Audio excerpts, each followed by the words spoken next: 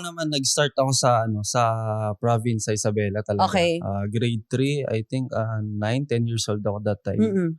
Ah, Halos same. Oo. ang ano pa namin noon, ang court pa namin noon yung poste lang tapos lalagyan lang ng ring. Syempre pag bata ka, Oo. makakita ka ng ganun, gusto mo na agad maglaro kahit Okay. tanghaling tapat, ganun. Palag na yun kahit Ang init pa pawis-pawis naman ka dyan. pa. Oo, sa Isabela. nga. Sabay mo Oo ba nga. sila Rivero? Di ba taga doon din sila?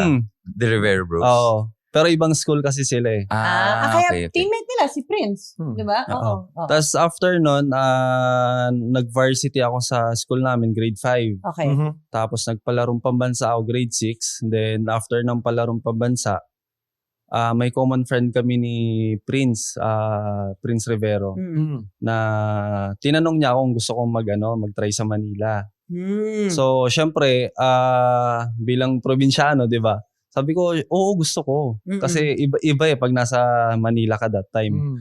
Tapos, nung time na yon, inas niya si Tito King, papa ni Prince Rivero, kasi SNC siya that time sa NU. Okay.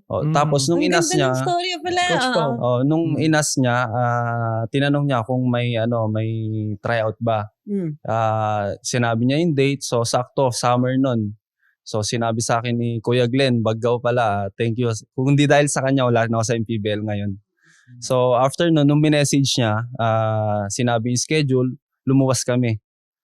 Tapos ayun, pinalad naman, nakuha ko sa NU. Doon na nag-start yung journey ko sa basketball.